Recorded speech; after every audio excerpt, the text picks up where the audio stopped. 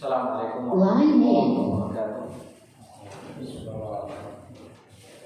Innal hamdalillah nahmaduhu wa nasta'inuhu wa nastaghfiruh wa na'udzu billahi min shururi anfusina wa min sayyiati a'malina.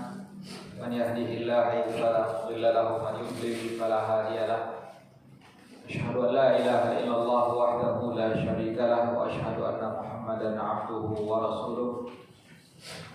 Ya ayyuhalladzina amanu taqullaha haqqa tuqatih wa la tamutunna illa wa antum muslimun. Ya ayyuhan nas taqu rabbakumul ladzi khalaqakum min nafsin wahidah wa khalaqa minha zawjaha wa batha minhuma rijalan katsiran wa nisaa'a wattaqullaha alladzi tasaaluna bihi wal arham innallaha kana 'alaykum raqiba. Ya ayyuhalladzina amanu taqullaha wa qulu qawlan sadida yuslih lakum a'malakum wa yaghfir lakum dhunubakum wa man yuti'illaha wa rasulahu faqad faza fawzan 'azima. Amma ba'd. Alhamdulillah, puji dan syukur senantiasa kita panjatkan kepada Allah Subhanahu wa taala atas segala limpahan nikmat dan karunia yang tiada terhingga. Salawat beriring salam semoga senantiasa tercurahkan kepada Nabi Muhammad sallallahu alaihi wasallam. Khotbah liman azani Allah wa iyyakum. Kita lanjutkan kembali kajian kita di pagi hari ini. Pada pertemuan yang lalu muallif rahimahullahu taala telah membawakan di antara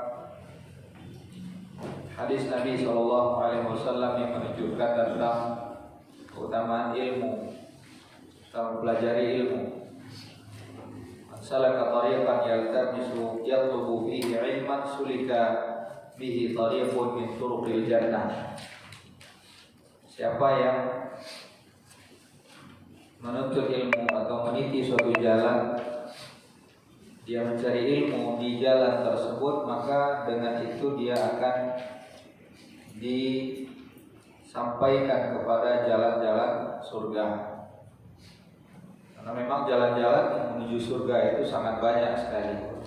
Kalau kita mencermati hadis-hadis Nabi Shallallahu Alaihi Wasallam, sangat banyak sekali pintu-pintu yang menghantarkan seseorang kepada surga Allah Subhanahu Wa Taala. Seperti salah satu contohnya adalah idza shallatil mar'atu khamsaha, jika seorang wanita menjalankan salat 5 waktunya, wa shamat syahraha, dan dia juga menjalankan puasa Ramadan,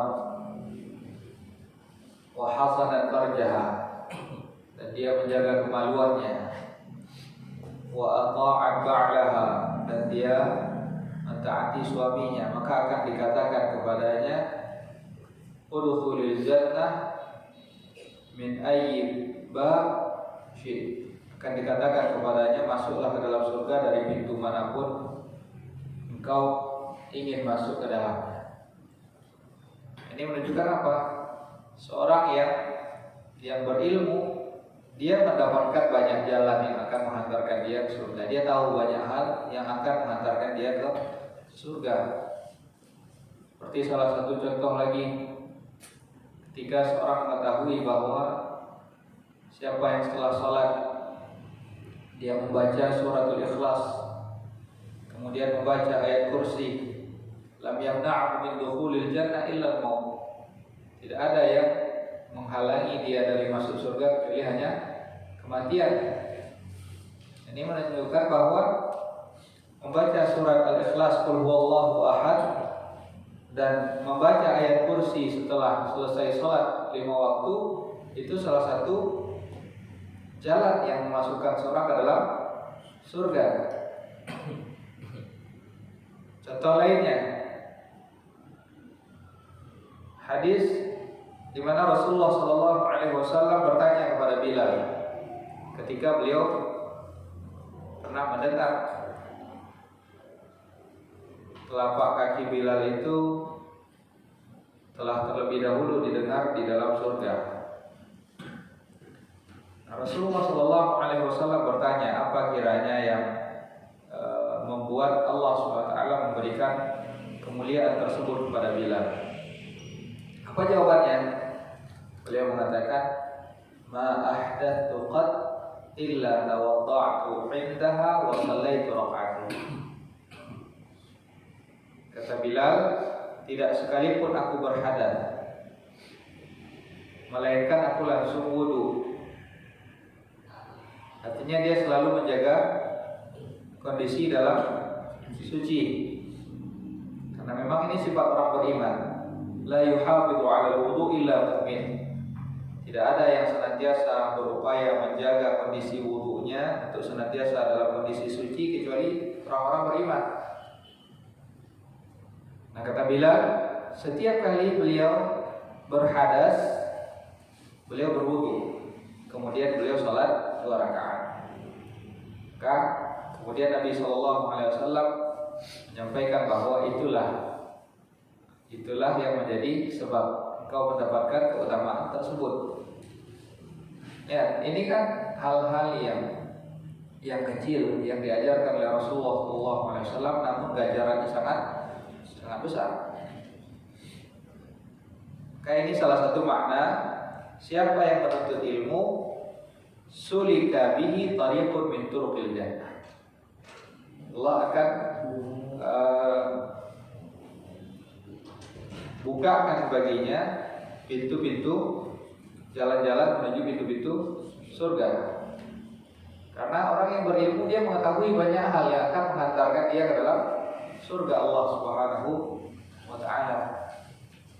Belum lagi berbuat baik kepada makhluk juga menjadi penyebab seseorang itu mendapatkan ampunan dari Allah dan dimasukkan oleh Allah Subhanahu wa taala ke dalam surga. Seorang wanita pezina yang dia melihat seekor anjing yang kehausan, dia turun, dia ambil air, dia berikan air kepada seekor anjing. Allah ampuni dia, Allah masukkan ke dalam surga. Jadi ini salah satu makna Allah bukakan baginya jalan dari jalan-jalan yang mengantarkan kepada surga Allah Subhanahu wa taala. Kemudian kata Rasulullah sallallahu alaihi wasallam, wa innal malaikah la tad'u ajnihataha li talibil ilmi li ridallah anhu. Sesungguhnya malaikat itu meletakkan sayapnya bagi seorang penuntut ilmu karena ridha Allah atas mereka. Nah, di sini para ulama menjelaskan tentang makna malaikat meletakkan sayapnya. Ini hadis ini menunjukkan bahwa apa? Malaikat itu punya sayap. Tapi bagaimana wujudnya ini tentu kita tidak mengetahui. Tapi yang wajib kita imani, dan ini termasuk dari iman kepada malaikat. Iman kepada malaikat masuk di situ mengimani nama-nama mereka yang disebutkan, sifat-sifat mereka yang diembankan, begitu pula sifat-sifat fisik mereka. Nah, di antara sifat malaikat ini mereka punya sayap. Dan yang paling besar adalah malaikat Jibril alaihissalam. Karena Rasulullah SAW menyampaikan bahwa malaikat Jibril itu punya 600 sayap. 600 sayap. Kalau dibentangkan semua itu seluruh jagat raya ini tertutup. Itu baru satu malaikat. Baru satu malaikat Allah SWT. Ada lagi malaikat yang disampaikan oleh Rasulullah SAW yang menunjukkan bagaimana besarnya malaikat tersebut. Jarak antara syahmatu udhunihi hamalatul arsh, malaikat-malaikat pengemban arsh, singgasana Allah SWT. Itu jumlahnya berapa? Nah, ini ada Allah sebutkan di dalam Al-Quran. wa yahmilu 'arsya rabbihim fawqahum yawma idzin tsamaniyah. Jumlahnya 8. Ada 8 malaikat yang Allah tugaskan untuk memikul arsy. Bagaimana gambaran besarnya mereka? Rasulullah SAW menyampaikan bahwa jarak dari daun telinga ini ke pundak ini selama 500 tahun perjalanan. Kalau dari daun telinga kita ke pundak ini berapa jam kira-kira perjalanan? Itu salah satu gambaran besarnya malaikat Allah SWT. Kenapa hal ini disampaikan oleh Rasulullah SAW? Untuk menumbuhkan rasa takut kita kepada Allah, untuk menumbuhkan pengagungan kita kepada Allah SWT. Jangan seperti orang-orang Yahudi, orang-orang Nasrani yang Allah sebutkan wa ma qadarullaha haqqa qadarihi. Mereka sama sekali tidak mengagungkan Allah SWT sebagaimana mestinya. Padahal wal ardu jami'an qabdatuhu yaumal qiyamah. Padahal bumi itu seluruhnya berada dalam genggaman Allah pada hari kiamat. Begitu pula was-samawati matwiyatun biyamini. Langit itu semuanya akan digulung dan akan digenggam oleh tangan kanan Allah Subhanahu wa ta'ala. Malaikat yang begitu besar, mereka tunduk kepada Allah Subhanahu wa ta'ala. Mereka takut kepada Allah Subhanahu wa ta'ala.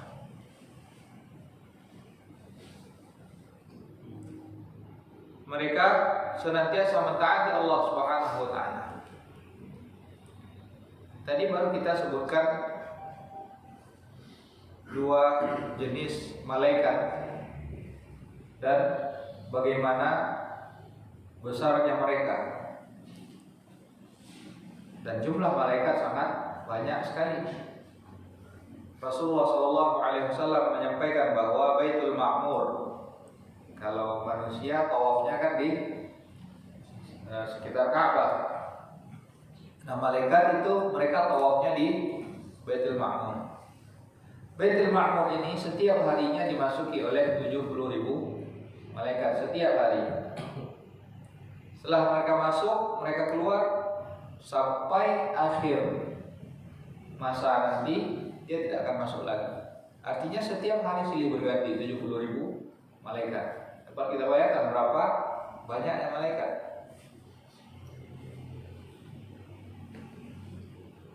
Gambaran lainnya, neraka Jahannam.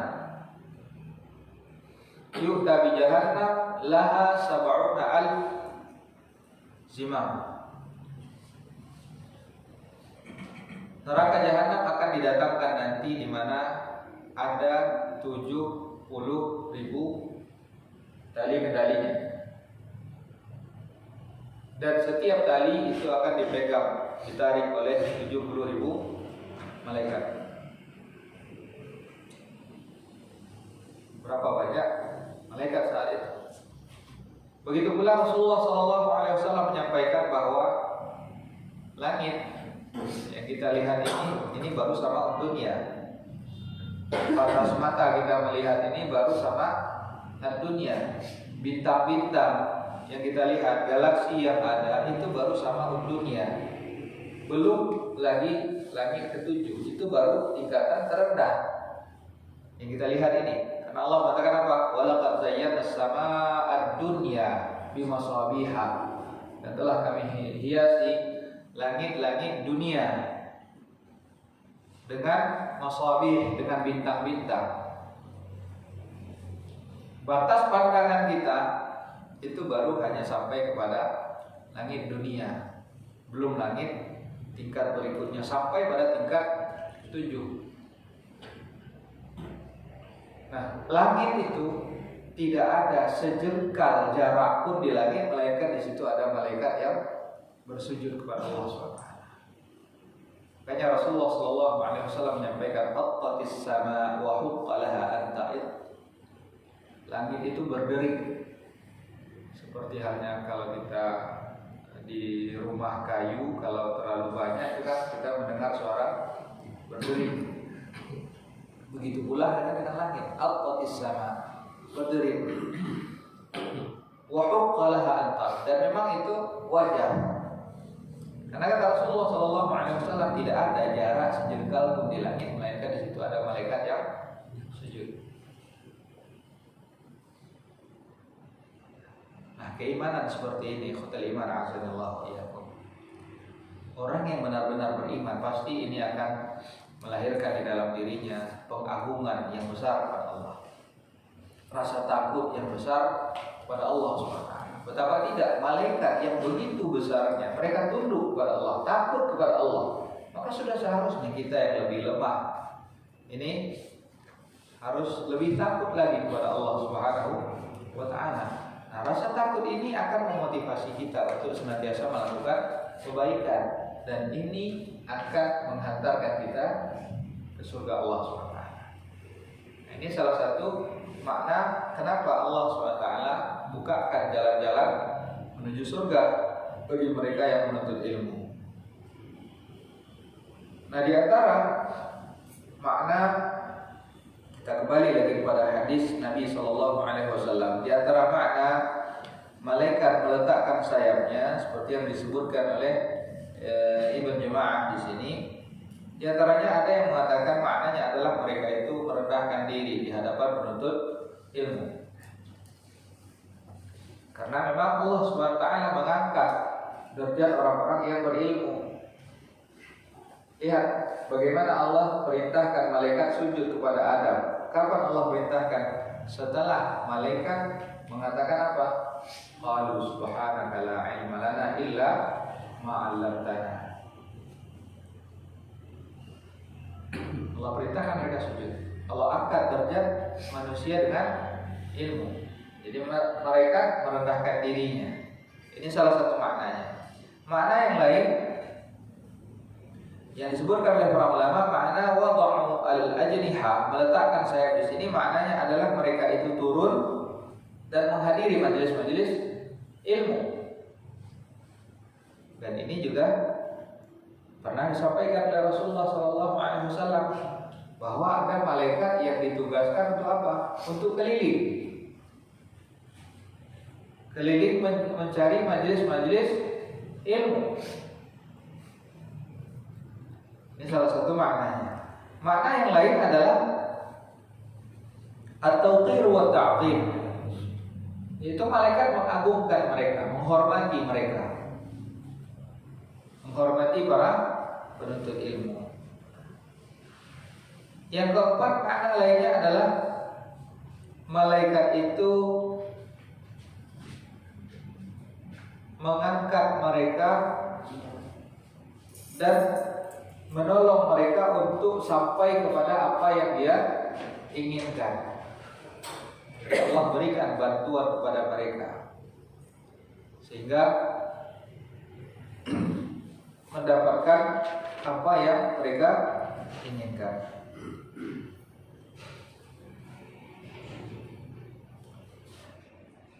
Selanjutnya ikhwatal iman azanallahu wa iyyakum. Di sini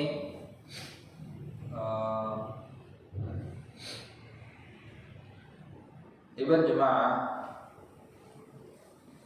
menyebutkan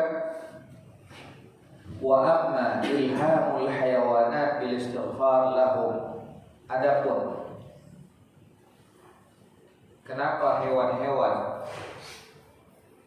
disuruh untuk beristighfar bagi para penuntut ilmu dan bagi para ulama, kenapa? Faqil li'annaha khuliqat li masalihil ibadi wa manafi'ihim. Ada yang mengatakan karena mereka itu, para penuntut ilmu dan ulama itu diciptakan untuk maslahat mereka semuanya, maslahat makhluk itu semuanya, hewan-hewan. Mereka diperintahkan untuk perintahkan manusia untuk selalu bertakwa kepada Allah SWT. Itu mendatangkan kebaikan.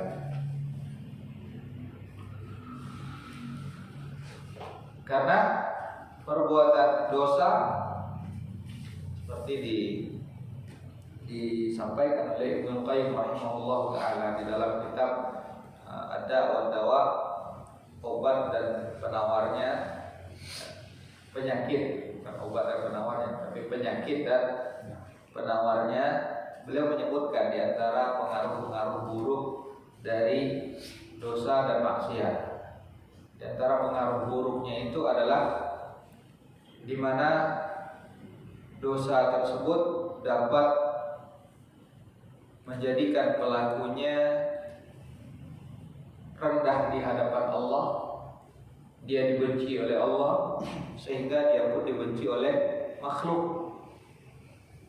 Bahkan makhluk pun turut melaknat mereka. Karena kenapa?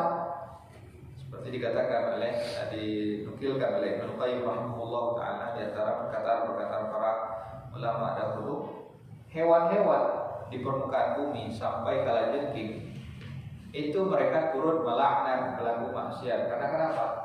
Mereka mengatakan muni'na al-matar bi ma'asi ibni Adam. Kami terhalang tidak mendapatkan hujan. Ini akibat dari apa? Dosa-dosa yang dilakukan oleh manusia. Apa salah kami sehingga kami tidak mendapatkan hujan? Ini adalah akibat dari apa yang dilakukan oleh manusia, sehingga mereka mengumpat, melaknat para pelaku maksiat. Nah, para ulama penuntut ilmu mereka mengajak kepada kebaikan. Karena itulah makhluk itu pun beristighfar kepada Allah SWT, meminta kepada Allah agar mereka diberikan maghfirah. Ini satu keutamaan lainnya. Wal ulama, dan para ulama, humul ladzina yubayyinuna ma yahillu minha wa ma yahrum. Dan para ulama lah yang menjelaskan mana yang halal, mana yang haram. Wa yusuna bil ihsani ilaiha, dan begitu pula mereka mengajarkan untuk selalu berbuat baik kepada hewan. Jangankan memperlakukan dengan buruk. Menyembelih pun kita diperintahkan menyembelih dengan baik.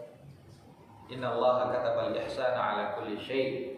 Semuanya Allah perintahkan kita untuk berbuat baik kepada segala sesuatunya. Fa idza qataltum fa idza zabahtum fa ahsinu dzibha wa idza qataltum fa ahsinul qitlah wal yuhidda ahadakum shifrata wal yurih dzabihata. Semuanya Allah perintahkan kita untuk berbuat baik kepada segala sesuatunya. Fa idza qataltum fa ahsinul qitlah. Kalau kalian bunuh dengan baik.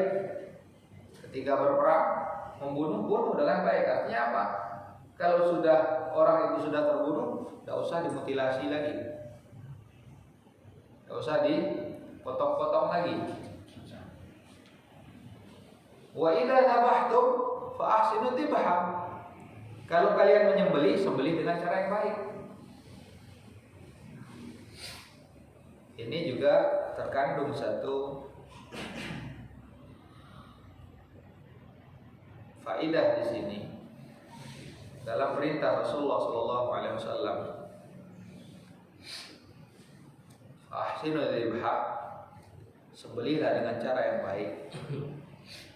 Ini penting bagi kita juga untuk mempelajari bagaimana cara penyembelihan yang baik.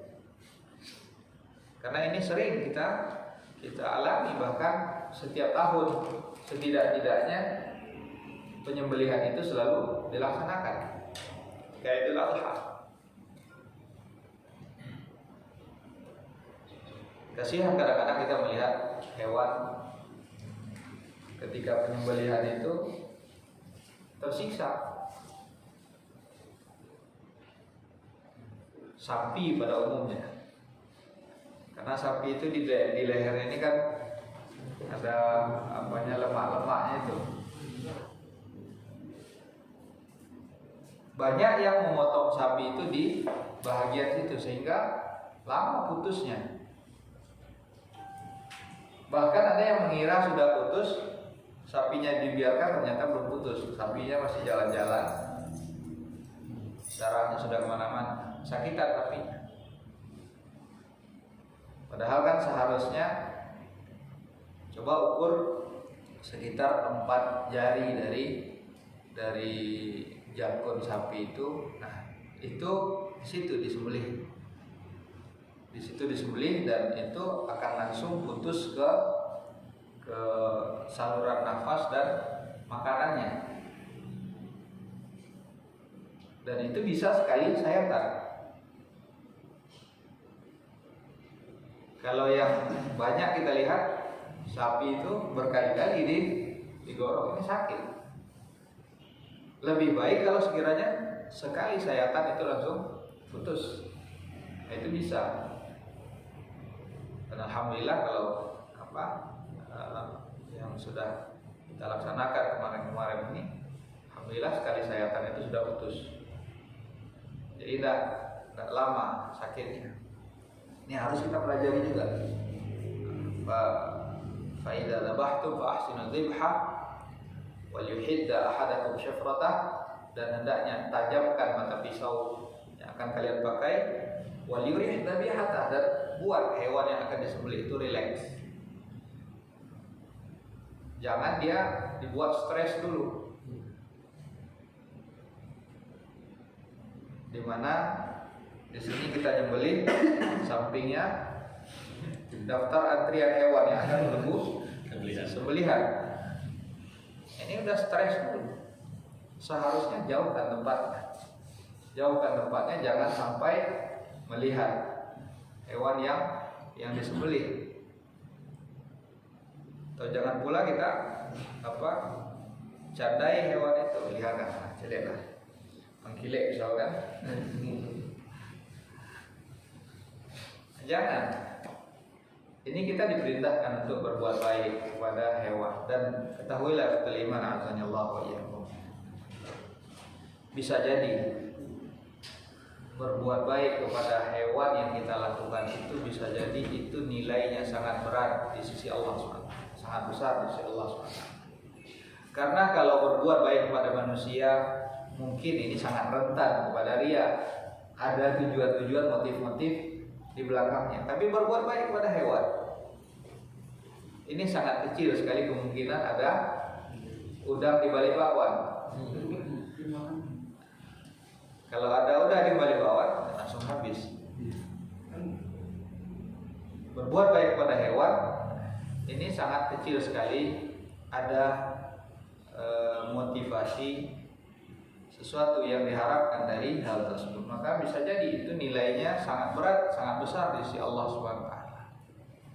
Lihat bagaimana perbuatan baik wanita berzina tadi dengan memberikan makanan minuman kepada seekor anjing, itu mengalahkan seluruh kesalahan yang pernah dia lakukan. Maka jangan kita meremehkan kebaikan sekecil apapun kebaikan tersebut.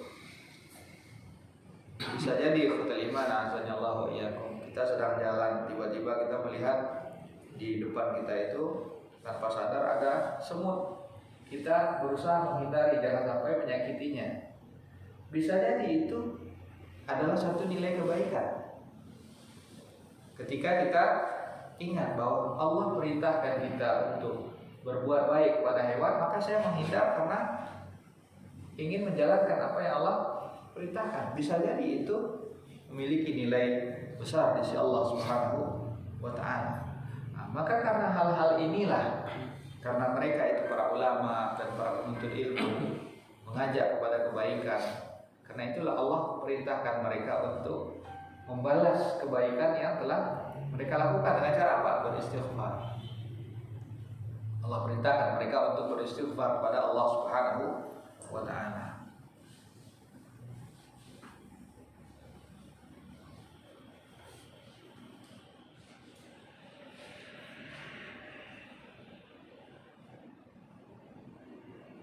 Kemudian kata Ibn Juma'ah,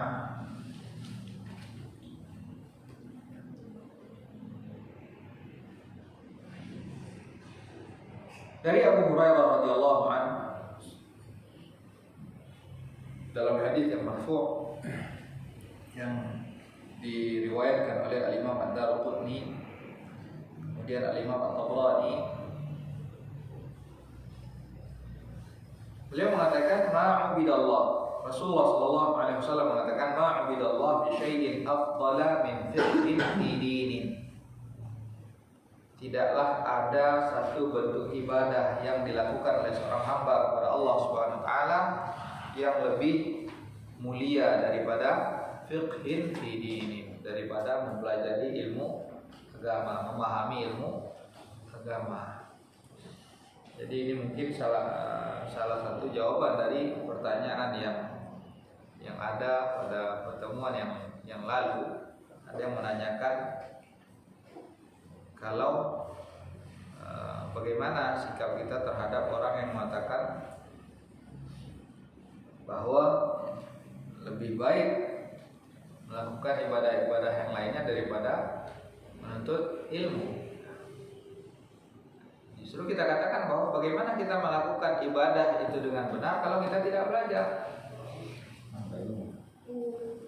tanpa adanya ilmu.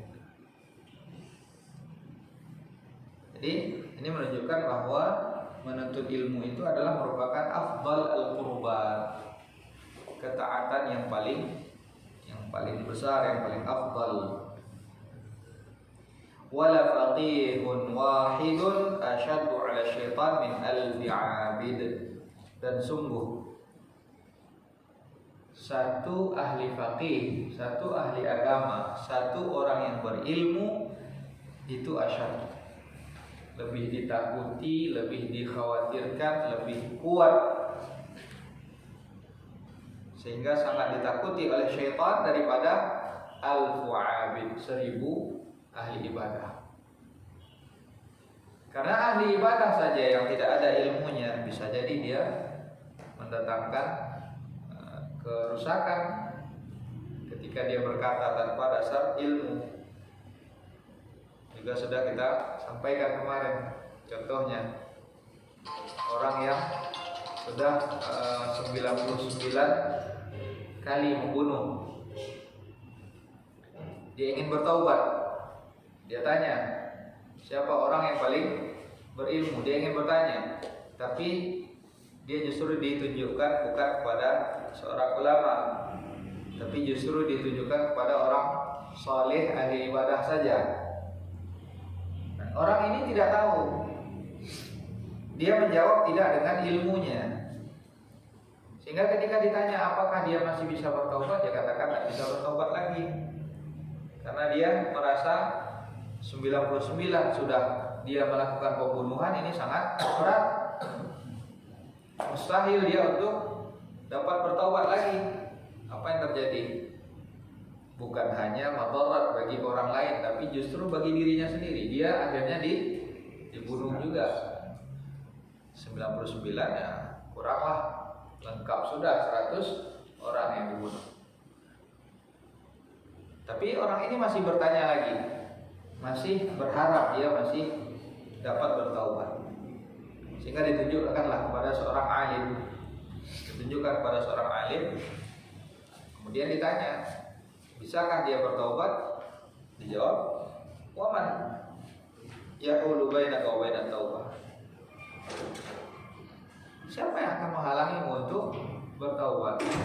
Tidak ada halangan. Kalau kau mau bertaubat, kau masih bisa bertaubat. Tapi si alim ini menyampaikan apa faktor penyebab orang ini selalu gagal dalam bertaubat. Dijelaskan walakinna ardaka ardasu, akan tetapi tempatmu itu, tempat engkau tinggal itu adalah tempat yang buruk. Lingkungannya buruk. Sehingga lingkungan itu mempengaruhi dia ketika hendak bertobat, dipengaruhi lagi hingga jatuh lagi ke dalam dosa yang sama. Orang yang ingin berhenti menggunjing, ya jangan selalu duduk dengan penggunjing. Orang yang ingin berhenti merokok, jauhi teman-teman merokok. Kalau tidak dijauhi, nampak sekali dua kali nak merokok, lah berubah lagi nih mah. Cobalah kita. Ada pengaruh-pengaruh lagi. Jadi tinggalkan tempat-tempat yang buruk. Sebutkan walakin ardaka ardasu. Cari lingkungan yang baik sehingga dikatakan bahwa al-jaru qabla dar. Dalam ungkapan Arab ada istilah al-jaru qabla dar. Sebelum kita itu pindah, yang paling baik kita perhatikan itu adalah al-jar, tetangga dulu. Lihat orang sekitar itu bagaimana kira-kira. Orang baik atau lingkungannya buruk. Kalau baik tinggal, karena akan senantiasa memotivasi kita kepada kebaikan. Tapi kalau lingkungan yang buruk, jangan, karena akan berpengaruh bagi kita, bagi keluarga, bagi semuanya. Dan bukan hanya itu, kalaupun misalkan kita tidak terpengaruh, tapi setidak-tidaknya bisa jadi Allah timpakan azab kepada mereka dan kita pun terbawa, kita ikut tertimpa azab. Karena ketika Allah menimpakan azab, Allah tidak akan kecualikan ini dengan yang lainnya. Allah katakan wattaqu fitnatan la tusibanna alladziina zalamu minkum khassah. Hati-hatilah kalian dari fitnah, dari azab yang tidak hanya menimpa kepada orang-orang yang berlaku zalim saja di antara kalian, tapi orang-orang yang baik yang ada di sekitar itu pun juga bisa tertimpa. Maka cari lingkungan yang baik. Nah, kenapa orang alim ini lebih ditakutkan oleh syaitan daripada seribu ahli ibadah? Karena si alim ini mengajarkan kebaikan kepada manusia. Kalau ahli ibadah ini kebaikan hanya cukup bagi dirinya sendiri. Nah, ini juga menunjukkan apa?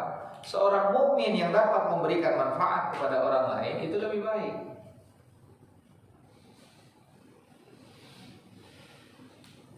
Khairun nas, sebaik-baik manusia itu adalah anfa'uhum linnas, yang paling banyak memberikan manfaat bagi orang lain.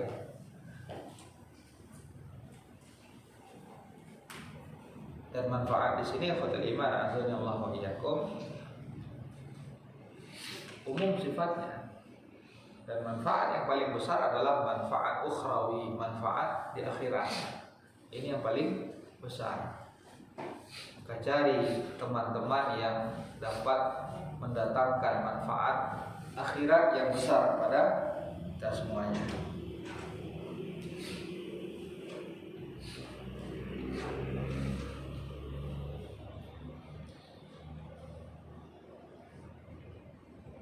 Kemudian juga dari Abu Hurairah radhiyallahu anhu, mana disebutkan yahmilu hadzal ilma min kulli khalafin uduluhu.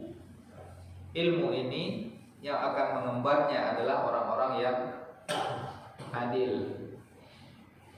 Adil di sini bukan adil yang kita pahami, tidak, tapi adil dalam istilah para ulama hadis.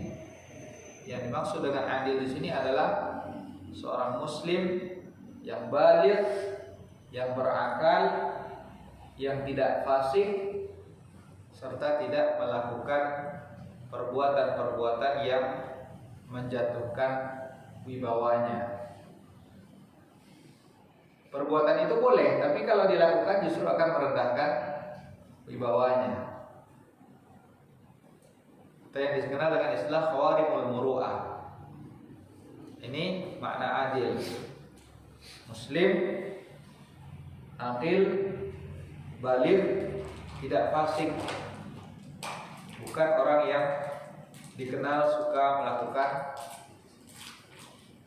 perbuatan dosa dan maksiat, tidak fasik. Nah, mereka inilah yang akan mengemban ilmu ini, yang akan memikul ilmu, akan membawa ilmu. Di mana mereka ini, kata Rasulullah SAW, yanfuna anhu tahrifal ghalin wa intihalal mubtilin wa ta'wil al jahilin. Mereka inilah nanti akan membersihkan segala kotoran-kotoran yang ada, takwil-takwil, penafsiran-penafsiran orang-orang bodoh yang berbicara tidak berdasarkan ilmu. Inilah mereka nanti yang akan membersihkan. Mereka nantinya yang akan menyaring.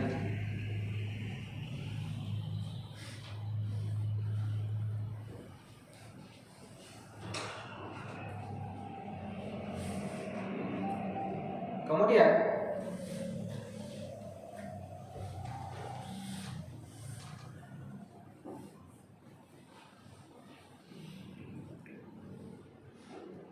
Al-Qadhi Husain bin Muhammad, beliau menukilkan, diriwayatkan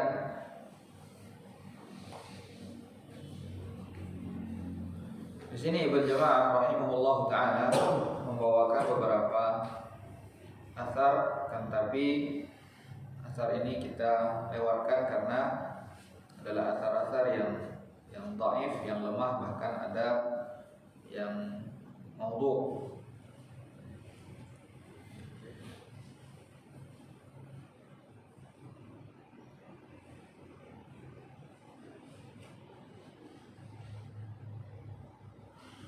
Dari Ali bin Abi Thalib radhiyallahu anhu, beliau mengatakan, kafa bil ilmi syarafan an yadda'iyahu man la yuhsinuhu wa yafrahu idza nusiba ilaihi, wa kafa bil jahli dhamman an yatabarra'a minhu man huwa fi. Ini satu poin yang sangat dalam sekali, yang sangat mengena, yang menunjukkan kemuliaan dari ilmu.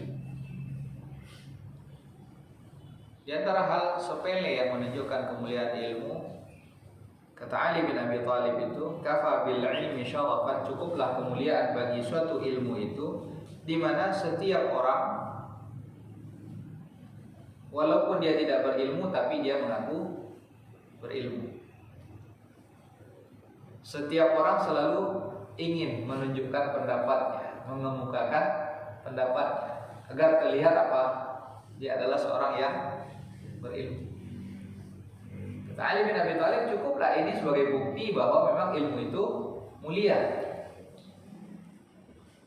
Dan begitu pula kata beliau, maka fabil jahli dhamman, cukuplah kebodohan itu adalah merupakan satu hal yang tercela, di mana kata beliau, an yatabarra'a minhu man huwa fi, di mana setiap orang ingin berlepas diri darinya. Tidak ada yang mau dikatakan orang bodoh, walaupun sebenarnya dia adalah orang bodoh. Jadi cukuplah ilmu itu memiliki kemuliaan, di mana setiap orang mengaku dia adalah orang yang berilmu walaupun dia tidak berilmu. Dan begitu pula kebodohan, cukuplah kebodohan itu adalah merupakan kehinaan, di mana setiap orang itu selalu berupaya untuk berlepas diri, tidak mau dikatakan sebagai orang bodoh walaupun sebenarnya dia adalah orang bodoh.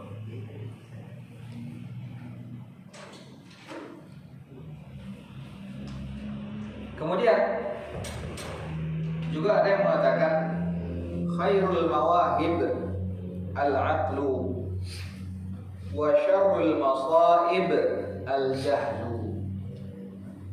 Khairul mawahib al-aqlu, pemberian yang paling baik itu adalah akal. Pemberian yang paling baik itu adalah akal. Dan musibah yang paling buruk itu adalah kebodohan. Makanya syariat, di antara tujuan syariat diturunkan oleh Allah SWT, salah satunya adalah untuk menjaga akal. Salah satu maqasid syariat, tujuan syariat ini adalah menjaga akal. Maka Allah mengharamkan segala sesuatu yang justru akan merusak akal. Kenapa diharamkan khamar? Karena dia merusak akal. Ketika kita memukul, tidak boleh pukul muka, karena itu juga bisa berdampak buruk pada akal.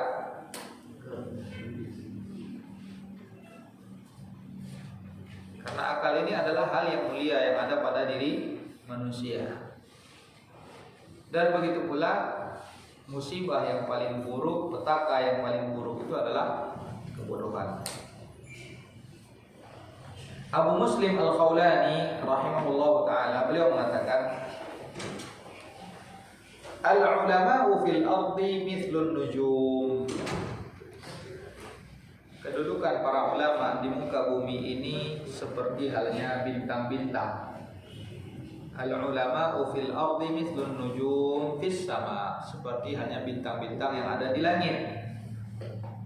Idza badat linnasi tadau bihi, di mana ketika bintang-bintang itu muncul, manusia dari situ bisa mengambil petunjuk. Dia dapat menentukan arah. Wa idza khafiyat alaihim tahayyaru, ketika bintang itu tidak ada, sudah mereka bingung, tidak tahu arah lagi kemana hendak berjalan. Abul Aswad Ad-Du'ali, beliau ini dikatakan adalah yang pertama kali merumuskan ilmu nahwu. Abul Aswad Ad-Du'ali ini dikatakan beliau adalah yang pertama kali merumuskan ilmu nahwu atau meletakkan ilmu nahwu. Nahwu ini kaidah bahasa Arab, grammarnya bahasa Arab. Beliau menetapkan atau menuliskan ilmu nahwu ini karena suatu ketika putri beliau pernah bertanya, "Ya abati, ma ajmalus samai?" Wahai ayahku, kata anak ini, "Ma ajmalus samai?" Mendengar hal ini, Abul Aswad Ad-Du'ali berkata, "Nujumuha." Bintang-bintangnya, kata Abul Aswad. Karena Abul Aswad mengira anaknya ini bertanya ketika ungkapannya itu ma ajmalus samai. Ungkapan seperti ini adalah ungkapan pertanyaan. Ma ajmalu as-samai. Ungkapan pertanyaan. Ini yang dipahami oleh Abul Aswad Ad-Du'ali. Apa yang paling indah yang ada di langit? Ini yang beliau pahami. Sehingga beliau mengatakan apa? Nujumuha, bintang-bintangnya. Tapi karena kata anaknya, innama ata'ajjabu minhu, wahai ayahku, aku tak bertanya, tapi sesungguhnya aku ingin mengemukakan apa? Kekagumanku melihat langit yang sangat indah. Aku ingin mengungkapkan takjub, kekagumanku. Maka kemudian Abul Aswad Ad-Du'ali berkata, kalau begitu jangan ucapkan ma ajmalus samai, tapi ucapkan ma ajmala as-samaa. Ma ajmala as-samaa. Ini bentuk ta'ajub. Sehingga sejak itu beliau ini berpikir, anak beliau saja salah di dalam kaidah, bagaimana dengan yang belakangan nantinya. Sehingga mulailah beliau menetapkan kaidah ilmu nahwu. Nah, beliau berkata di sini, laisa syai'un a'azza minal ilmi. Tidak ada hal yang paling berharga, yang paling agung daripada ilmu. Al-muluku hukamun 'alan nas. Di mana kata beliau? Salah satu argumen beliau mengatakan al-muluk, para raja, mereka ini adalah yang memberikan putusan pengadilan kepada manusia. Ketika ada perselisihan yang menengahi para raja, hukam. Tapi para ulama mereka justru penengah bagi para raja. Laisa syai'un a'azzu minal ilmi. Kemudian Wahab bin Munabbih beliau juga berkata,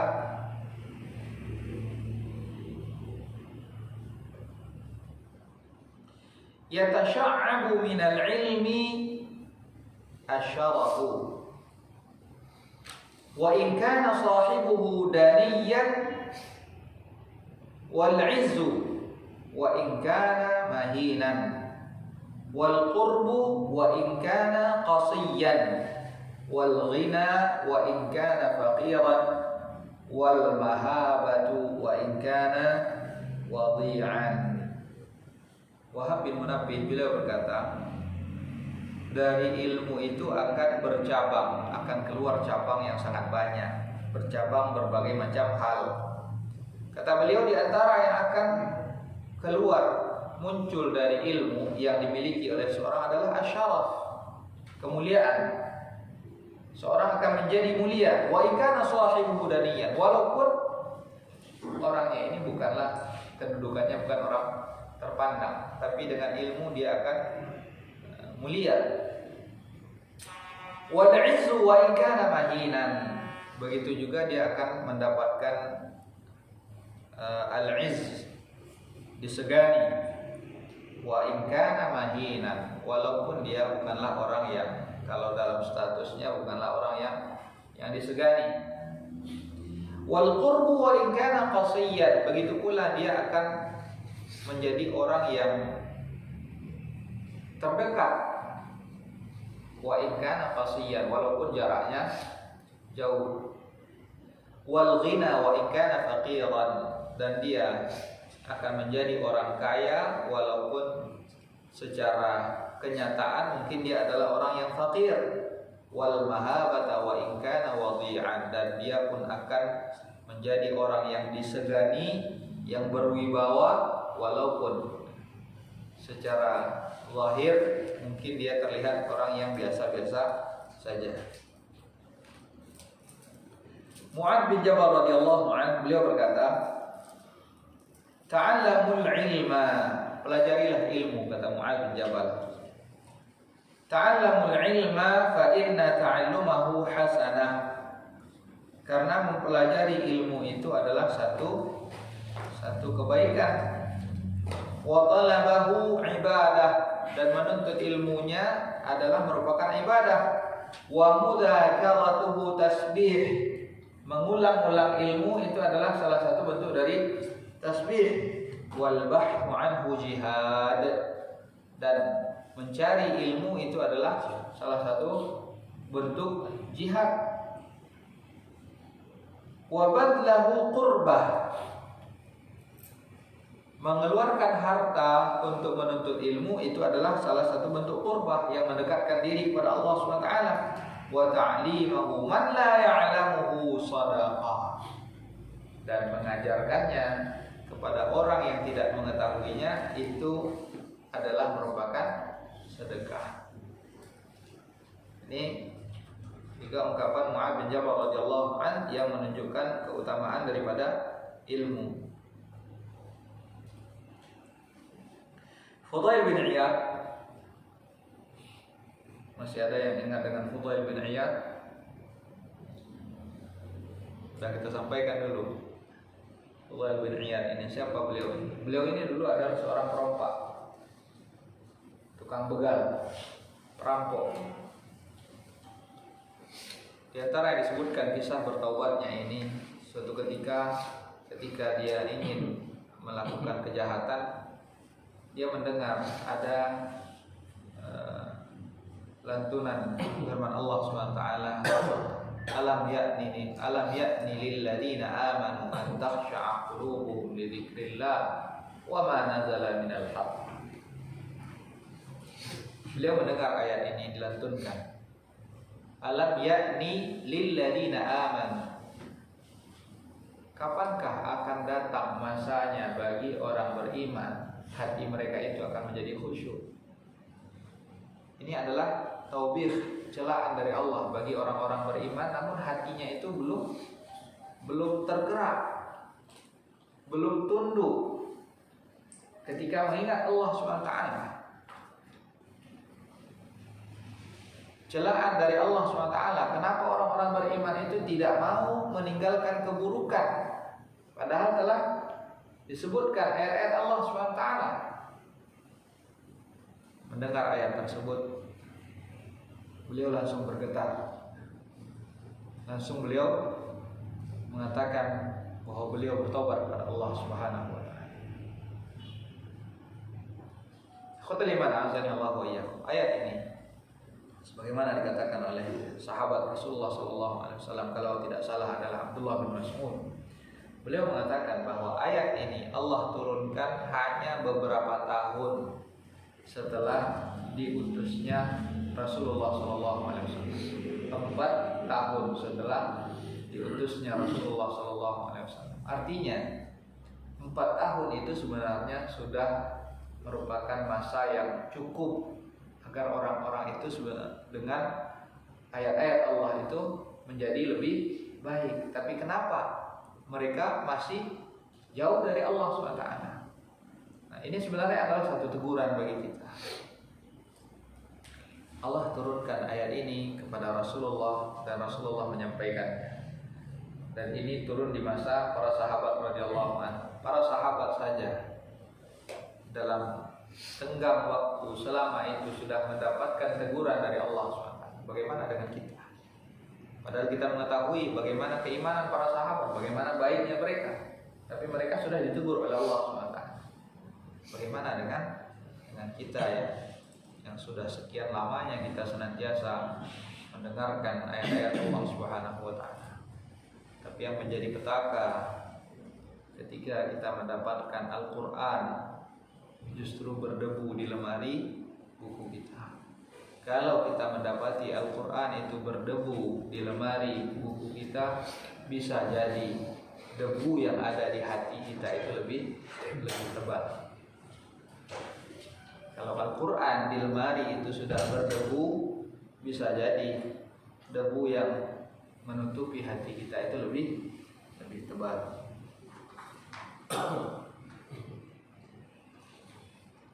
Fudail bin Iyad beliau mengatakan, alimun muallimun yud'a kabiran fi malakutis sama.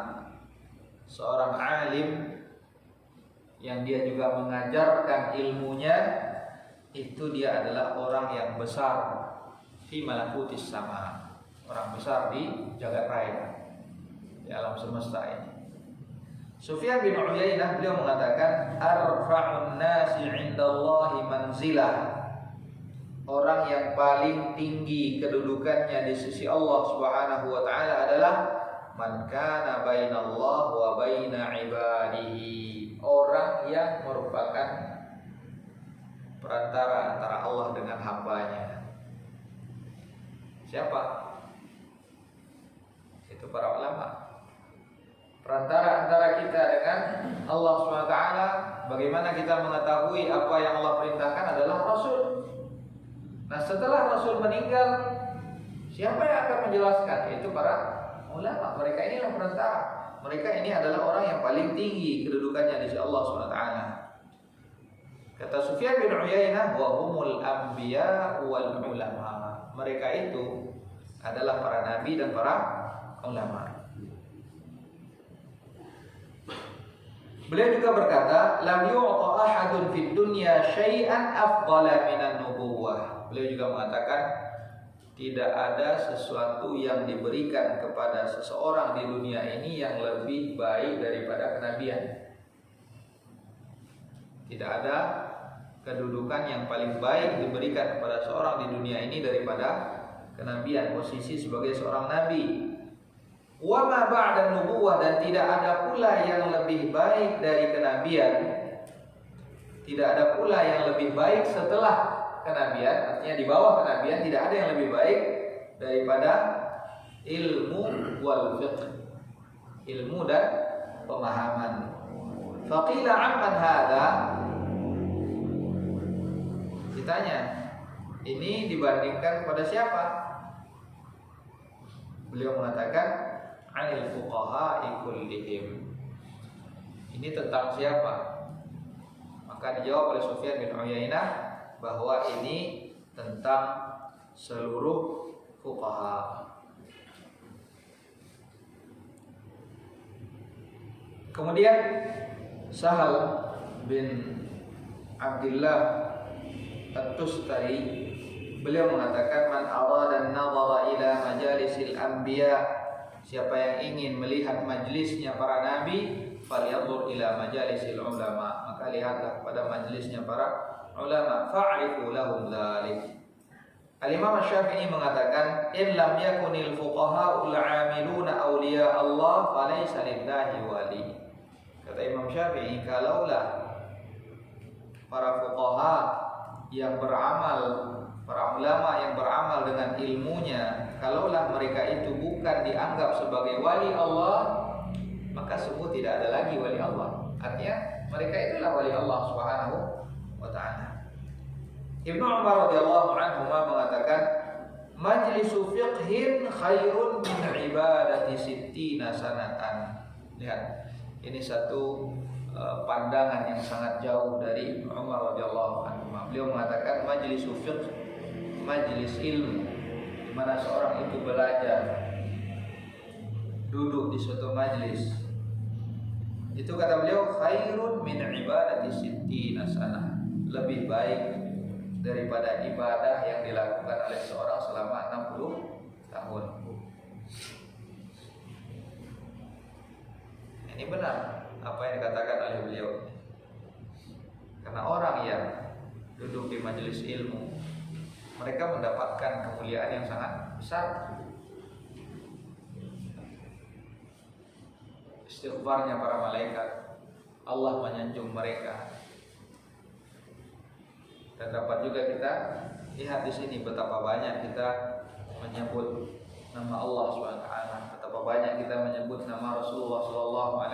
Setiap kali kita mendengar hal tersebut, kita selalu mengucapkan Sallallahu Alaihi Wasallam. Betapa banyak kebaikan yang didapatkan oleh seseorang. Kembali lagi kita kepada apa yang disampaikan oleh Rasulullah SAW tadi, bahwa mereka yang belajar ilmu, Allah bukakan baginya jalan-jalan ke surga. Karena memang dengan menghadiri majelis-majelis tersebut, mereka akan mendapatkan kebaikan yang sangat banyak. Dari Sufyan Ats-Tsauri, beliau mengatakan laisa ba'dal fara'idhi afdalu min talabil ilm. Tidak ada bentuk ibadah yang lebih afdal setelah daripada ibadah-ibadah yang fardu. Dari semua macam ibadah, tentu ibadah fardu ini lebih utama. Tapi setelah ibadah fardu ini tidak ada lagi yang lebih utama dibandingkan dari menuntut ilmu.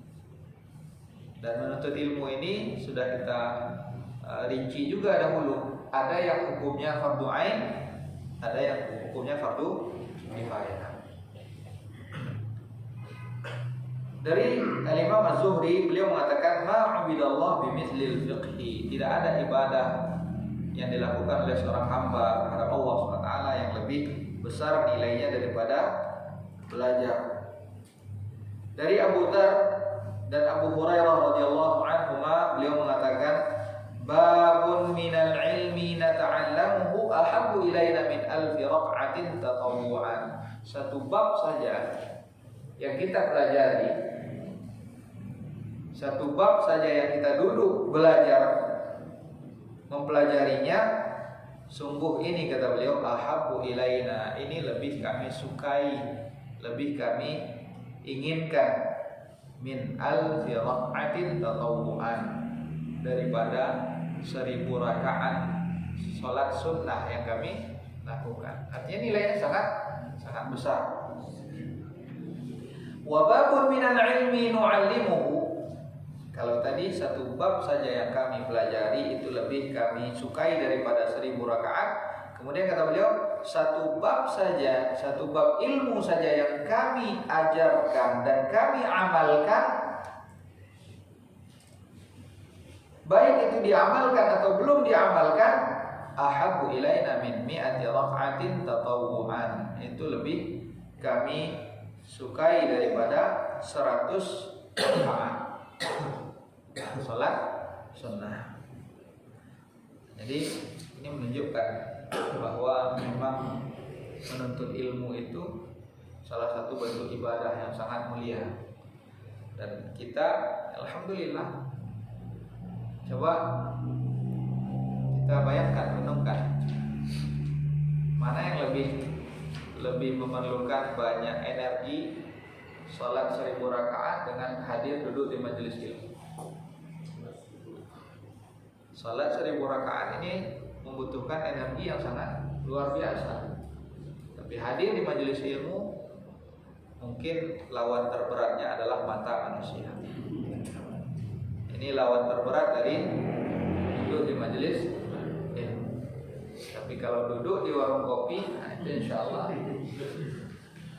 sampai pagi pun masih kalah matanya. Orangnya kuat, matanya ya kalahnya, tidak bisa dia ditundukkan oleh matanya. Tapi kalau di majelis ilmu, khutbah Jumat saja, coba lihat 5 menit pertama sudah mulai kayak gini. 5 menit berikutnya sudah mulai iya kan. Khotul iman azanillahu wa iyyakum. Untuk pertemuan kali ini kita cukupkan sampai di sini dulu. Selanjutnya kalau ada hal yang ditanyakan, kita buka sesi untuk tanya jawab. Sallallahu ala nabi Muhammad wa ala alihi wa sahbihi wasallam.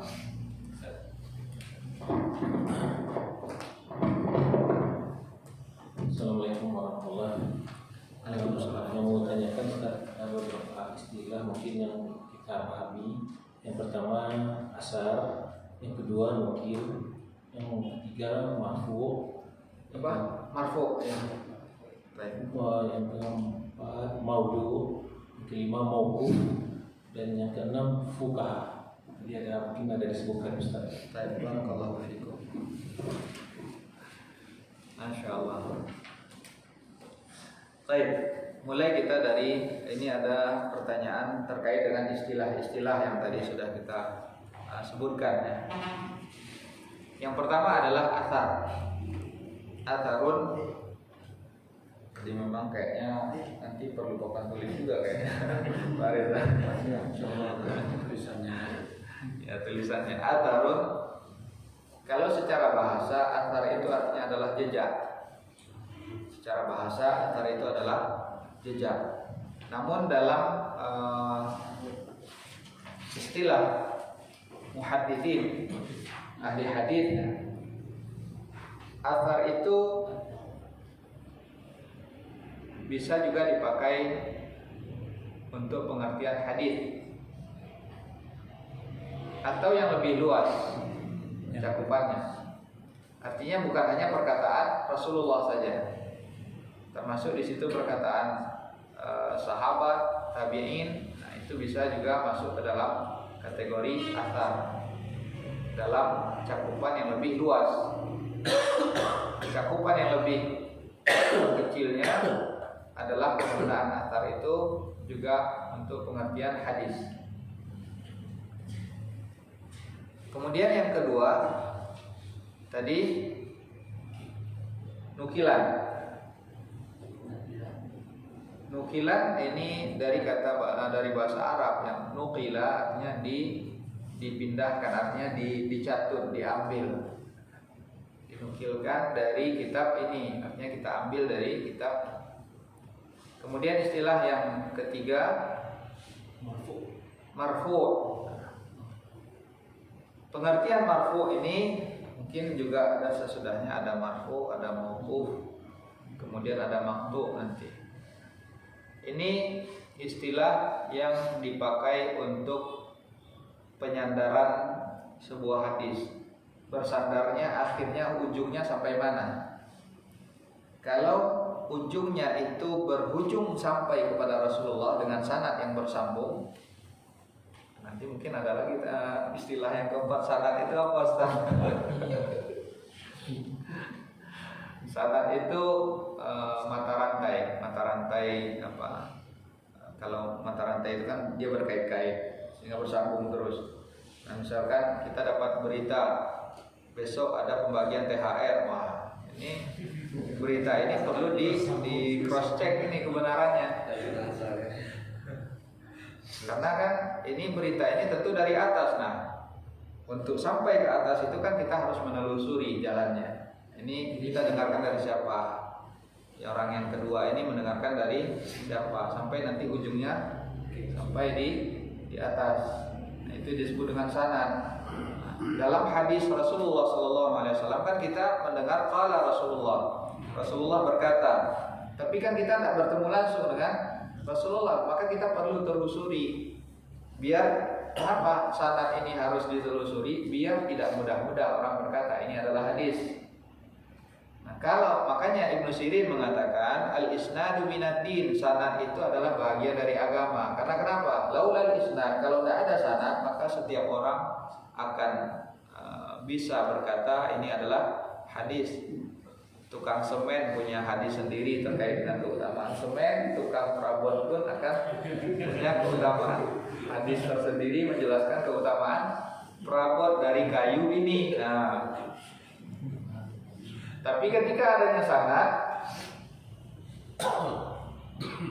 maka kalau ada yang mengatakan ini adalah hadis, ayo coba sebutkan rentetan alurnya dari siapa. Dilihat masing-masing orangnya itu. Ini bagaimana si fulan? Oh, ini orangnya thiqah, bisa diterima. Ayo menginjak orang kedua lagi, dipelajari lagi. Nah, ini sanad. Dan Imam Bukhari rahimahullah ta'ala, kenapa kedudukan kitab beliau itu adalah yang paling tinggi, yang paling kuat? Karena memang kriteria yang beliau tetapkan untuk dapat menerima seseorang itu sangat kuat sekali. Sehingga syarat kesahihan hadis beliau ini sangat tinggi. Nah, kembali lagi kita kepada istilah marfu tadi, adalah yang berujung kepada Nabi Sallallahu Alaihi Wasallam. Jadi sanadnya itu ujungnya, pangkalnya adalah di Nabi Sallallahu Alaihi Wasallam. Maka itu disebut dengan marfu. Kalau dia hanya sampai kepada sahabat saja, artinya itu perkataan sahabat, atau sanadnya berujung kepada sahabat, maka itu disebut dengan mauquf. Di bawah sahabat adalah tabi'in. Kalau sampai hanya kepada tabi'in saja, maka itu disebut dengan maqtu'. Kemudian istilah yang selanjutnya adalah maudhu'. Maudhu' ini kalau secara bahasa berasal dari kata wada'a. Wada'a artinya meletakkan. Maudhu' artinya sesuatu yang diletakkan.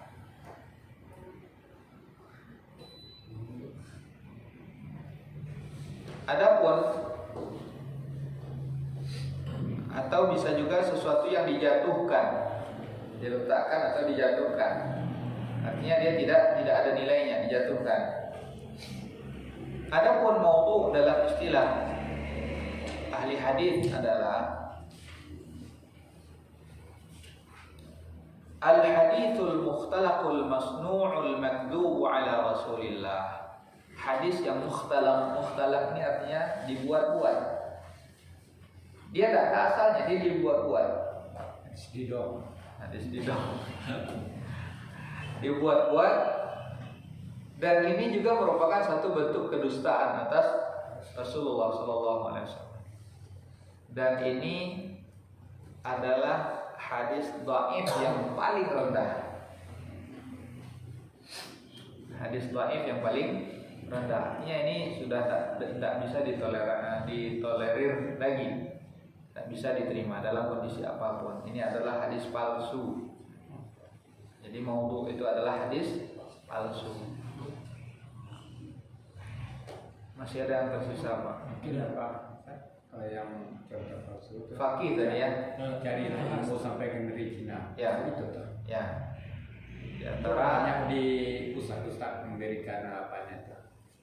katanya hadis gitu. Ya, karena memang Istilah dapat.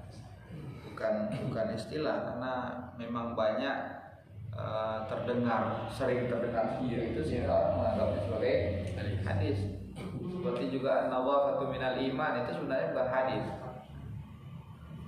Perbedaan adalah Atau ikhtilaf ummati rahmat, perbedaan adalah perselisihan umatku itu perbedaan pendapat adalah rahmat. Ini juga tidak benar. An-nadhafatu minal iman, redaksi seperti ini walaupun maknanya benar, tapi redaksi ini itu bukanlah redaksi hadis. Redaksi hadisnya bagaimana? At-tahuru syatrul iman. At-tahur syatrul iman. Kebersihan, kesucian itu adalah bahagian daripada iman. Ini redaksi yang benar. Tapi kalau redaksi an-nadhafatu minal iman, ini bukan redaksi dari Nabi walaupun maknanya benar. Jadi perlu kita perhatikan di sini. Bisa jadi itu maknanya benar, tapi tidak boleh kita kalau misalkan redaksinya bukan seperti ini dari Nabi, tidak boleh kita mengatakan qala Rasulullah berkata, karena Rasulullah perkataannya bukan seperti itu walaupun maknanya benar. Sehingga para ulama dahulu, para ahlul hadis, karena saking takutnya mereka kepada ancaman man kadzaba alayya muta'ammidan falyatabawwa maq'adahu minan nar, siapa yang berdusta atasku dengan sengaja maka hendaknya dia persiapkan tempat duduknya di neraka. Saking takutnya mereka kepada ancaman ini, kalau mereka ragu satu kata saja apakah memang kata ini yang diucapkan oleh Rasulullah atau tidak, mereka tidak berani mengatakannya qala Rasulullah, tapi mereka justru mengatakan au kama qala sallallahu alaihi wasallam, atau seperti apa yang beliau ucapkan, karena beliau merasa tidak yakin terhadap satu kata saja. Ini menunjukkan betapa para ulama dulu sangat perhatian sekali terhadap bagaimana redaksi dari sebuah hadis Rasulullah sallallahu alaihi wasallam. Dan ini yang banyak diremehkan saat ini. Sedikit-sedikit hadis, sedikit-sedikit hadis. Ini hadis Nabi, padahal dia belum dapat dipastikan itu adalah hadis Nabi sallallahu alaihi wasallam. Kemudian istilah yang lain adalah faqih. Faqih berasal dari kata fiqhun. Fiqhun itu secara bahasa maknanya adalah al-fahmu, yaitu pemahaman. Al-fiqhu secara bahasa artinya adalah al-fahmu. Faqih adalah orang yang memiliki pemahaman. Pemahaman dalam hal apa? Dalam hal agama, ilmu-ilmu syariat. Ini adalah faqih. Bukan faqih yang sering datang dah. Allah Ta'ala. Ada tambah lagi dua istilah Ustaz. Siqah sama sahih Ustaz. Fiqah sama sahih lagi. Biar paham. Baik. Nah, ini nanti mungkin ada kelas mustalah hadis pula lagi nanti. Mungkin ada. Baik. Jadi sebelum kita menginjak kepada apa itu fiqah, kita jelaskan dulu sahih. Sahih ini kan sebenarnya juga sudah menjadi sadupan bahasa Indonesia juga, dari bahasa Arab yang sahih. Berita ini sahih artinya benar. Nah, tapi sahih dalam istilah ahlul hadis itu bagaimana? Karena ketika kita berbicara tentang satu bidang ilmu pengetahuan, tentu kita membawakan istilah itu berdasarkan bidang tersebut.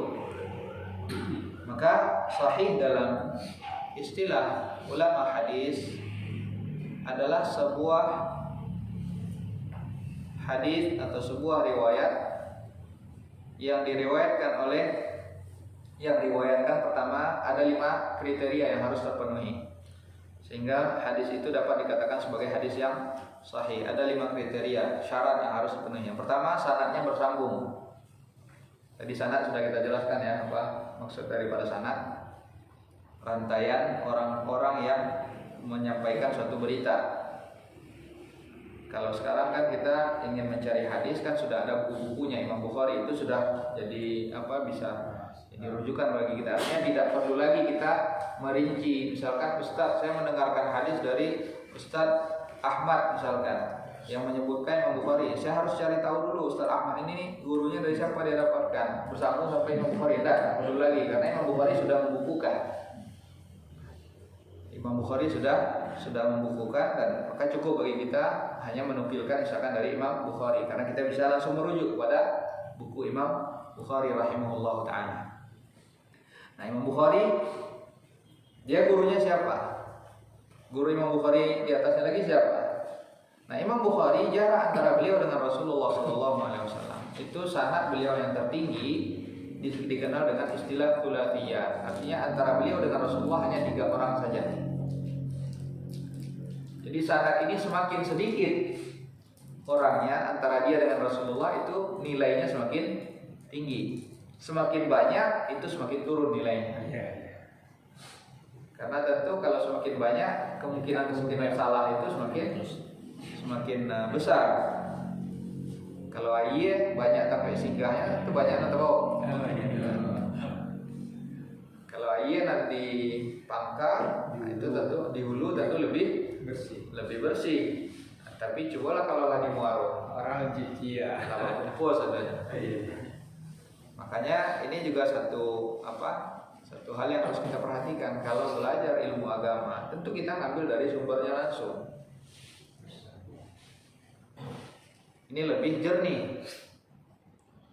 Salah satu motivasi juga, ayo kita belajar bahasa Arab. Karena dengan belajar bahasa Arab kita ngambil dari sumber langsung, tidak perlu pada terjemah. Karena terjemah itu beda orang yang menerjemah, beda pula hasil terjemahannya. Ada orang yang menerjemah dalam kondisi pikiran tenang, tentu berbeda dengan orang yang menerjemah dalam kondisi pikirannya kacau. Nah, ini mempengaruhi pada hasil terjemahan. Orang yang memiliki pemahaman tertentu tentu tidak sama terjemahannya dengan orang yang pemahamannya lain. Maka ayo kita belajar bahasa Arab, dibuka lagi nanti insya Allah kelas bahasa Arab. Nah, kembali lagi kepada syarat hadis sahih. Yang pertama sanadnya harus bersambung. Bersambung itu artinya mengambil langsung dari gurunya, tidak ada perantara. Syarat yang kedua, rawinya itu, nanti istilah rawi artinya orang yang meriwayatkan. Orang yang meriwayatkannya itu haruslah orang yang adil. Adil tadi sudah kita sebutkan. Adil tadi maksudnya apa?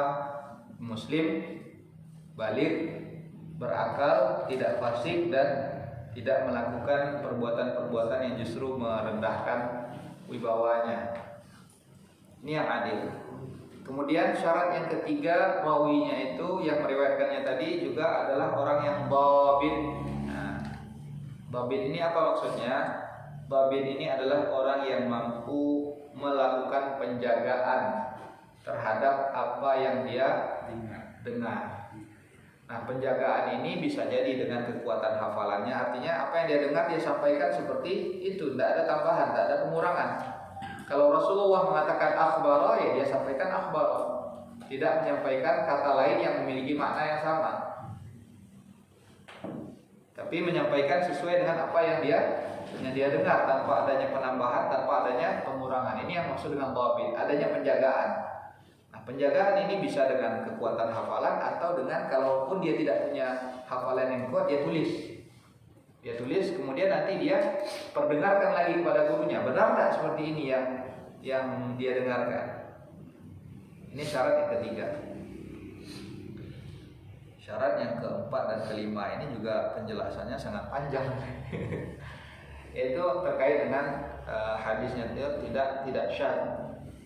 Tidak syadz dan tidak pula ada illah di dalam hadis ini. Illah itu kalau syadz ini adalah hadisnya kalau dilihat dari sanadnya memang sahih, dapat diterima sanadnya, tapi dia menyelisihi riwayat lainnya yang lebih kuat sehingga dia tidak bisa diterima, justru yang diterima yang lebih kuat. Ini syadz. Tidak syadz. Jadi syarat yang keempat tadi hadis itu tidak syadz. Syarat yang kelima adalah hadisnya itu tidak ada ilahnya. Ilah ini adalah cacat. Cacat ini banyak sekali cacat-cacat di dalam sebuah sanad hadis. Salah satu contohnya terkait dengan cacat ini adalah tadlis. Nah, masuk lagi kepada tadlis. Tadlis itu menyembunyikan aib. Tadlis itu artinya menyembunyikan aib. Bagaimana? Mungkinkah seorang murid itu menyembunyikan aib gurunya? Mungkin. Contoh misalkan ada seorang murid, dia gurunya cuma satu, itu saja gurunya. Kalau dia katakan an fulan, orang melihat guru kamu kok itu saja, tidak ada guru yang lain. Nah, dia ingin memberikan gambaran kepada orang-orang bahwa gurunya ini banyak, walaupun satu sebenarnya. Dengan cara apa? Ya, sekali dia sebutkan nama gurunya, besoknya dia sebutkan kunyah gurunya, misalkan Abu Muhammad misalkan. Besok lagi dia sebutkan julukan gurunya. Dia tukar-tukar tanpa berbohong ya. Tadlis ini ada yang tujuannya berbohong, ada yang memang dia tidak ada tujuan berbohong. Dan tadlis ini salah satu cacat yang harus dijauhi. Atau bisa jadi guru orang itu banyak, tapi guru yang ini adalah guru yang dia dhaif, orangnya lemah, tidak bisa diterima riwayatnya ini. Nah, dia tidak mau terlihat gurunya ini adalah guru yang tidak bisa diterima riwayatnya. Dia cari orang yang kira-kira ada kesamaan, apakah itu kunyahnya atau julukannya, sehingga orang nanti ketika mendengar sebutan itu orangnya tertuju kepada yang kuat, bukan kepada yang lemah. Nah, ini juga tanpa berbohong tadi juga. Tanpa bohong, tanpa mengada-ada. Jadi ini salah satu bentuk daripada ilah, cacat. Dan cacat itu sebenarnya sangat banyak sekali. Namun 5 syarat ini harus terpenuhi sehingga hadis itu baru dikatakan sebagai hadis yang sahih. Nah, baru kita menginjak kepada thiqah. Apa itu thiqah? Thiqah itu adalah gelar bagi seorang yang meriwayatkan hadis ketika dia memiliki 2 kriteria tadi, yaitu adil dan dhabit. Thiqatun. Ya. Thiqah ta huruf ta. Ya. Ta qaf ta marbutah. Ta qaf ta marbutah. Itu thiqah. Jadi seorang rawi yang thiqah itu adalah rawi yang memiliki 2 kriteria tadi, yaitu adil dan dhabit. Dhabit itu apa tadi? Yang dapat menjaga apa yang dia terima, apa yang dia dengar, dia sampaikan seperti apa yang dia dengarkan. Nah, Allah.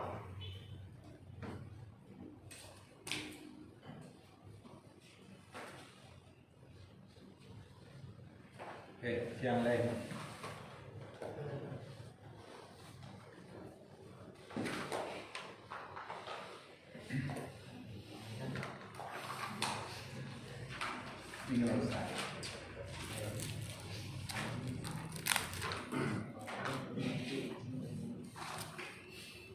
Si anak tanya Dinda, dah boleh pergi.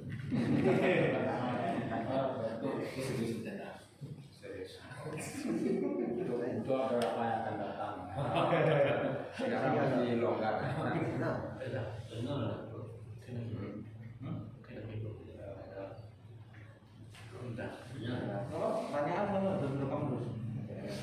Nanti kan dilihat.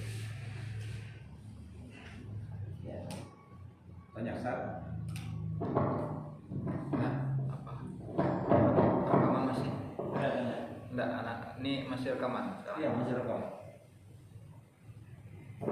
Assalamualaikum warahmatullahi wabarakatuh.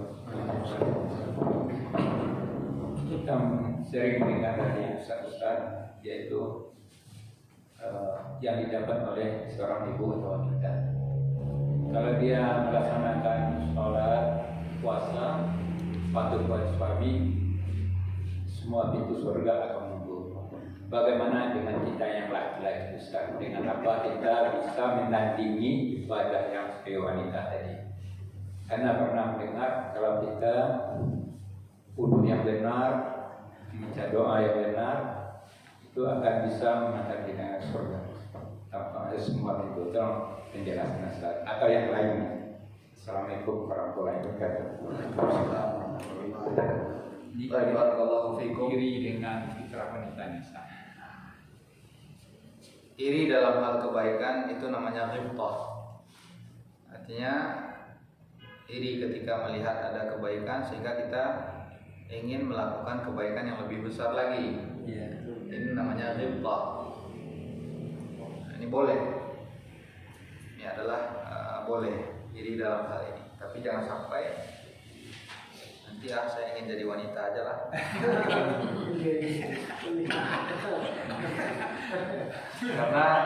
karena masing-masing sudah diberikan kelebihan masing-masing oleh Allah Subhanahu wa taala. Wanita pintu surganya telah ditentukan oleh Allah Subhanahu wa taala, jalan-jalan yang akan menghantarkan dia kepada Allah Subhanahu wa taala itu juga sudah. Bukan begitu pula halnya dengan laki-laki. Allah telah berikan kelebihan kepada mereka. Rijal qawwamuna 'alan nisa bima faddalallahu wa bima anfaqu min amwalihim. Laki-laki itu pemimpin atas wanita dengan apa yang telah Allah lebihkan kepada mereka, dan begitu pula dengan nafkah yang mereka berikan kepada keluarganya. Ini satu wibawa seorang laki-laki ketika dia memberikan nafkah, tanpa melihat besar atau kecilnya nafkah, tapi wibawa seorang laki-laki adalah ketika dia yang memberikan nafkah. Tapi ketika laki-laki justru dia yang bermalas-malas di rumah, istrinya yang keluar mencari nafkah, ini tidak ada wibawanya. Tidak ada wibawanya. Ini justru sudah menyalahi ketentuan selama tidak ada udzur. Dan Allah SWT telah jadikan bagi kita pintu-pintu surga yang juga sangat banyak sekali. Seorang yang cari nafkah bagi keluarganya itu adalah satu ibadah. Bahkan man qutila duna ahlihi bahwa syahid. Siapa yang mungkin terbunuh ketika dia mencari nafkah atau ketika menjaga kehormatan keluarganya, itu dia mendapatkan ganjaran syahid. Jadi sesungguhnya masing-masing telah diberikan kelebihan oleh Allah Subhanahu wa taala, jalannya masing-masing. Dan ketahui pula lah kalimat azanallahu iyyakum, ketika kita bekerja, kita niatkan untuk memberikan nafkah pada keluarga, sehingga keluarga pun dapat menjalankan tugasnya dengan baik, anak-anak dapat mendapatkan pendidikan yang baik. Itu juga merupakan pintu surga bagi kita, karena kita membantu mereka untuk mendapatkan pintu surga, maka upaya kita ini pun juga sama, akan diberikan ganjaran yang sama oleh Allah Subhanahu wa taala. Makanya Imam Nawawi rahimahullah taala dalam kitab Riyadhus Shalihin, beliau membawakan satu pembahasan bab bayan kathrati turuqil khair, bab tentang banyaknya jalan-jalan pintu-pintu kebaikan. Ini untuk membuka cakrawala kita bahwa ternyata kebaikan itu sangat banyak sekali yang bisa kita lakukan. Allah taala.